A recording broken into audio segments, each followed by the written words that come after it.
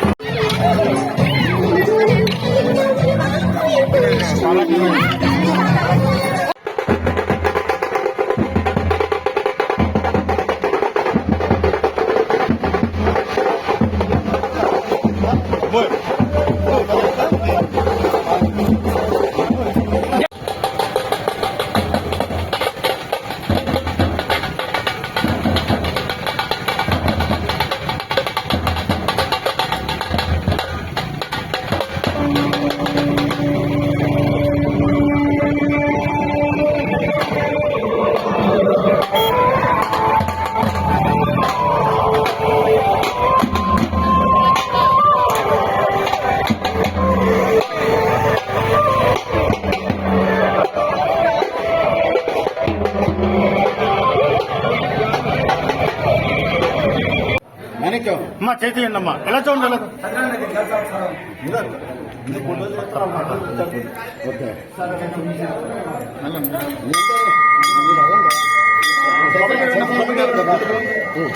ఒకసారి సినిమా గోవిందారి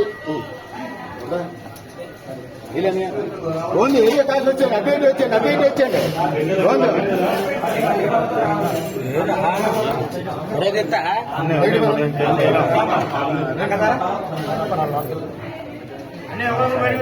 అలాగా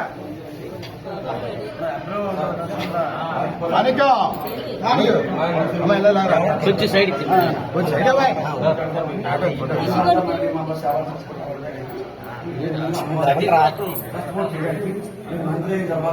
అన్ని సంస్కృతి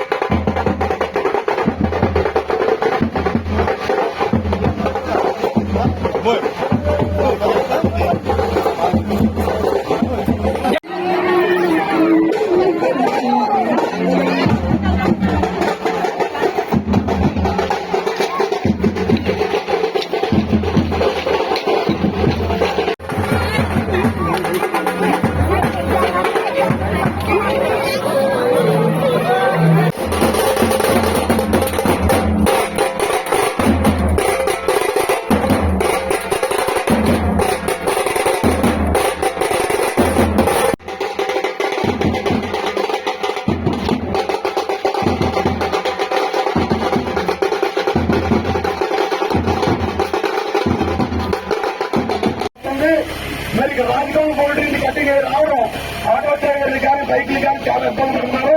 ఈ రామకృష్ణ గారు దయచేసి ఈ నా విన్నపంగా ప్రభుత్వం తీసుకొని అన్ని పరివర్తన వాళ్ళకి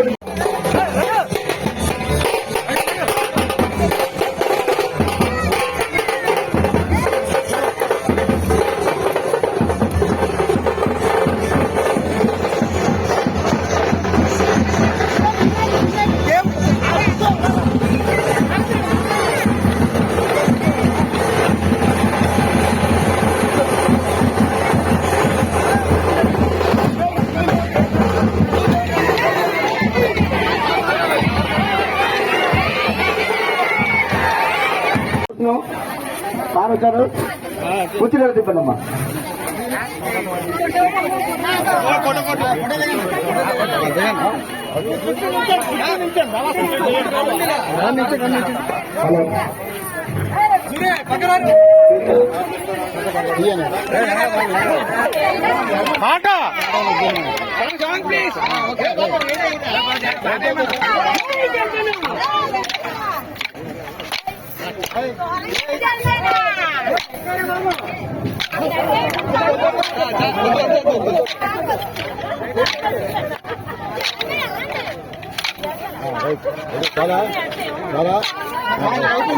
అమ్మా అమ్మా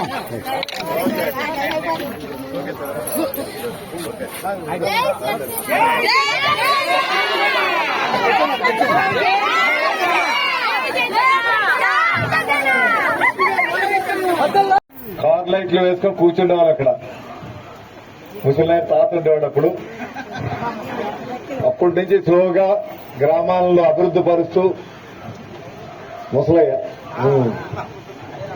అభివృద్ధి పరుస్తూ అటాక మీ ఆదరణతో మీ అభిమానంతో మంచి ఓటు శాతం ముసలినాయుడు తర్వాత కంటిన్యూ చేశాడు.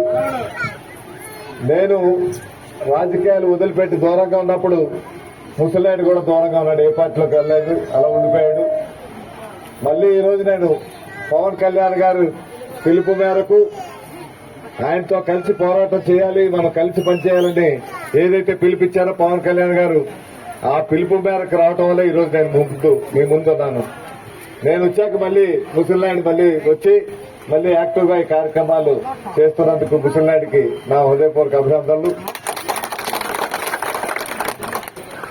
ఇంతగా ముసలినాయుడు ఇప్పుడే అక్కడ చెప్పాడు, ఆలయం అభివృద్ధి చేయడానికి ఒక ట్రస్టాన్ని పెడుతున్నాం, దానికి కావాల్సిన నిధులు కూడా ఏర్పాటు చేస్తామని చెప్పి ఆయన వ్యక్తిగతంగా ఆయన తెలియపరిచాడు. అంటే ఈ గ్రామం అభివృద్ధి పడాలి అంటే అప్పుల్లో ఉన్నటువంటి ఈ రోడ్లు కూడా ఉండేవి కదా. అప్పుడైతే ఏదో గ్రావెల్ రోడ్డు ఉండేది, మెటల్ రోడ్డే ఉండేది అంతా.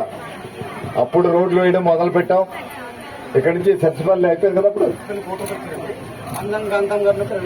25 లక్షలు. దీనికి రోడ్లు అయితే వేయగలిగాం, ఇల్లులు ఇవ్వగలిగాం, మంచి ఇల్లులు ఇచ్చాం, పెన్షన్లు ఇచ్చాం, రేషన్ కార్డులు ఇచ్చాం.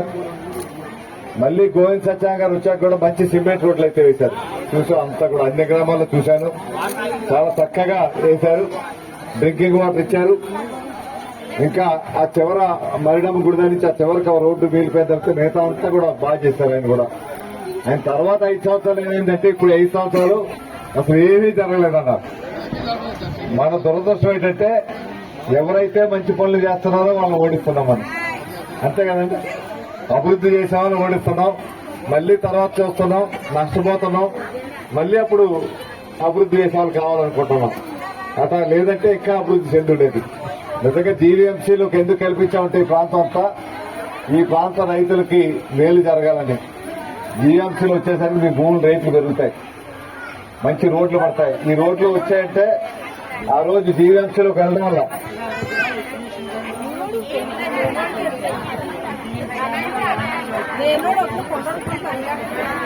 అంతే కదా, దానివల్ల రేటు పెరిగింది.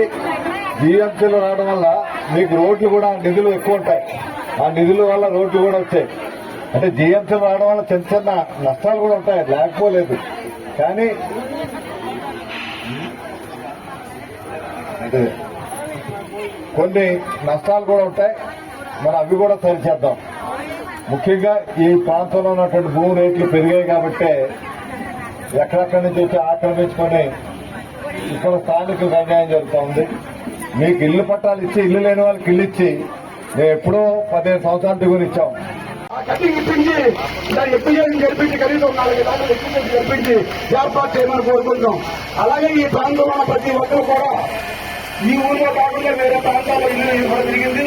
ఈ ప్రాంతంలో రైతులకి ఇల్లు పెట్టడం జరిగింది. కానీ బీజేపీకి సీట్లు తక్కువ అవడం వల్ల వాళ్ళకి సీట్ ఇవ్వాలనే ఆలోచనతో తన సీటు కూడా వదులుకొని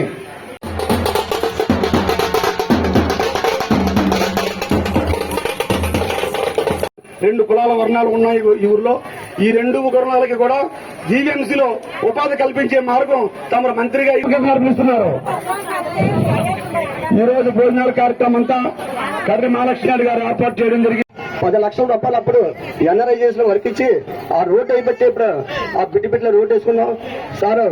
99 లక్షలు అప్పుడు 2019లో అన్ని స్టార్టింగ్ నెంబర్కి ఎలక్షన్ ముందు ఇవ్వడం జరిగింది. గ్రామం బాగుపడాలంటే మనందరం కలిపి ఆయనకి గాజు గ్లాస్ గుర్తుపై 7వ నెంబర్ గుర్తు ఇచ్చింది. అలాగే బీజేపీకి 3వ నెంబర్ గుర్తు కమలం పువ్వు. ఈ గుర్తులపై ఓటేసి అక్కడ మీతో గెలిపిస్తారని కోరుకుంటున్నాను. అలాగే ఇప్పుడు ఉన్న శిశువాలయం బిల్డింగ్ కూడా కానీ చంద్రబాబు నాయుడు గారు అవుతారు. అంటే చంద్రబాబు నాయుడు గారు ముఖ్యమంత్రి అయ్యే విధంగా పవన్ కళ్యాణ్ గారు దోహదపడుతున్నారు. అంటే ఆయన నిస్వార్థంగా ఈ రాష్ట్రం బాగోవాలి, ఈ రాష్ట్రంలో పరిపాలన దక్షత ఉన్నటువంటి నాయకుడు ఎవరైనా ఉన్నారంటే అది శ్రీ చంద్రబాబు నాయుడు గారు మాత్రమే.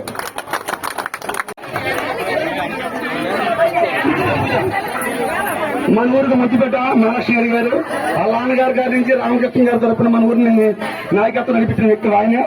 మరి ఈ కార్యక్రమాన్ని ప్రారంభించే ముందుగా మన ఊరు సర్పంచ్ గారు సత్యనారాయణ గారు మాట్లాడాలని కోరుకుంటున్నాం. గౌరవనీయ మన ఎమ్మెల్యే అభ్యర్థి కొంత రామకృష్ణ గారికి, అలాగే జనసేన టీడీపీ, అలాగే ఈ 4 గ్రామాల ప్రజలకు హృదయపూర్వక ధన్యవాదాలు తెలియజేసుకుంటాం. ముఖ్యంగా రామకృష్ణ గారు చెప్పాలంటే చాలా మంచి వ్యక్తి, నిజాయితీపరుడు, ఎక్కడ మచ్చలేని మనిషి. అలాంటి వ్యక్తిని చంద్రబాబు నాయుడు గారు, పవన్ కళ్యాణ్